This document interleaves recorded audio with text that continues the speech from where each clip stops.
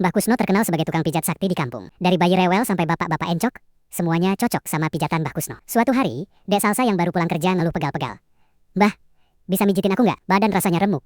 Rengek Dek Salsa. Mbah Kusno, manggut-manggut. Tenang nak, tangan sakti Mbah bakal bikin badanmu enteng lagi. Tapi siapa sangka, sesi pijat itu berakhir dengan tangisan Dek Salsa dan geger sekampung. Mbah Kusno terkenal suka mijit tanpa ampun, urat-urat ketarik semua. Dek Salsa nggak pernah dipijat sebelumnya, jadi dia nggak siap mental. Kampung mereka punya grup WhatsApp yang isinya gosip terbaru dalam hitungan detik. Dek Salsa berbaring santai di tikar.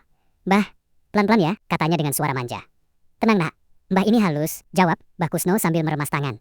Tapi begitu pijatan dimulai, "Aduh Mbah, sakit," jeret Dik Salsa. Mbah Kusno malah ketawa. "Lah, belum apa-apa kok udah teriak, ini baru pemanasan." Mbah Kusno lanjut mijit dengan teknik urut naga sakti, bikin Dek Salsa melengkung kayak udang. "Waduh Mbah, tolong, aku nyerah." Dek Salsa nangis kejer, kakinya keangkat ke udara.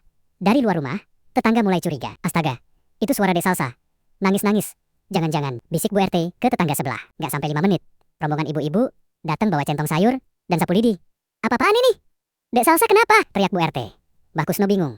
"Loh, saya cuma mijitin." Dek Salsa duduk sambil megap-megap. Mbah Kusno mijitnya kayak mau dicabut nyawa. Tetangga saling pandang, lalu hahaha.